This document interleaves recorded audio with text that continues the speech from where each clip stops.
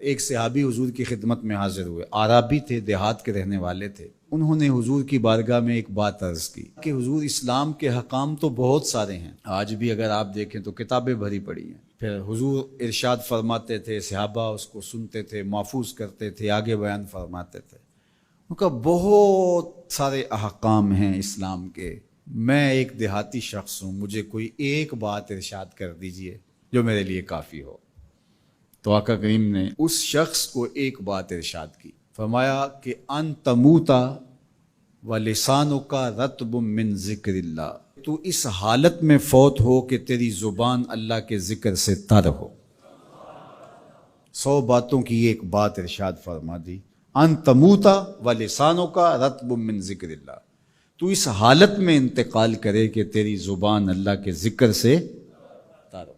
میں اور آپ اپنی زندگی اس طرح سے گزاریں کہ موت اچانک آئے یا طبی موت آئے، جس حالت میں بھی ہمیں موت آئے تو ہماری زبان عادی ہو اللہ کے ذکر کی، ادھر سے سانس ٹوٹ رہی ہو اور ادھر لبوں پر اللہ کا نام جاری ہو۔ جس شخص کا آخری کلمہ لا الہ الا اللہ ہوا، اللہ اس کو جنت میں داخل فرماتا ہے۔ اور کتنے خوش نصیب لوگ ہوتے ہیں کہ مرتے ہوئے جن کے لبوں پر اللہ کا باقاعدہ نام آتا ہے، اللہ کا ذکر ان کے لبوں کا وظیفہ ہوتا ہے۔ اور کچھ لوگ ان کو تلقین بھی کریں تو زبان پہ اللہ کا نام نہیں آ پاتا۔ اور ان میں سے ایک وہ شخص جو شراب کا عادی ہے یا کسی بھی نشہ آور چیز کو لیتا ہے، تو ایسے شخص کو مرتے ہوئے کلمہ نصیب نہیں ہوتا۔ جو اس کو دنیا کے اوپر سزائیں دی جاتی ہیں، ان سزاؤں میں سے ایک سزا یہ ہے کہ مرتے ہوئے اس کے لبوں پہ کلمہ نہیں آتا۔ اور علماء نے یہ بھی لکھا ہے کہ جو بے نماز ہے، نماز نہیں پڑھتا، مرتے ہوئے اس کے لبوں پہ بھی کلمہ جاری نہیں ہوتا۔ اللہ اکبر۔ تو ایک جامع بات ارشاد کر دی کہ ان تموتا ولسانک رطب من ذکر اللہ، تو اس حالت میں فوت ہو کہ تیری زبان اللہ کے ذکر سے تر ہو۔ قرآن مجید میں ہمیں اللہ تعالیٰ نے یہ بھی حکم دیا ہے کہ مجھے یاد کرو، اور یہ بھی حکم دیا ہے کہ مجھے فراموش نہ کرو۔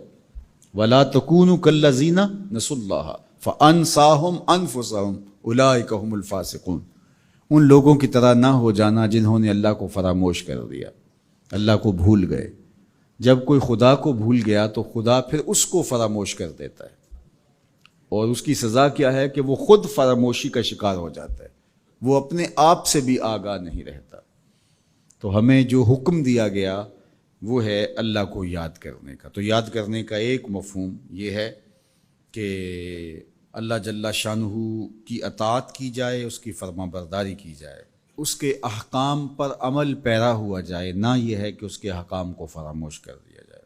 یقول اللہ تبارک و تعالی، اللہ جل شانہ خود ارشاد فرماتا ہے، یہ حدیث قدسی ہے، فیما یروی عن ربہ، جو حضور اپنے رب سے روایت کرتے ہیں۔ اللہ جل شانہ کیا ارشاد فرماتا ہے، سنیے، انا عند ظن عبدی بی، میرا بندہ میرے بارے جو گمان کرتا ہے میں ایسے ہی معاملہ کرتا ہوں، یعنی بندے کو میرے سے جو گمان ہے تو میں اس کے مطابق معاملت فرماتا ہوں۔ وَأَنَا مَعَهُ إِذَا ذَكَرَنِي، اور جب وہ مجھے یاد کرتا ہے میں اس کے ساتھ ہی ہوتا ہوں۔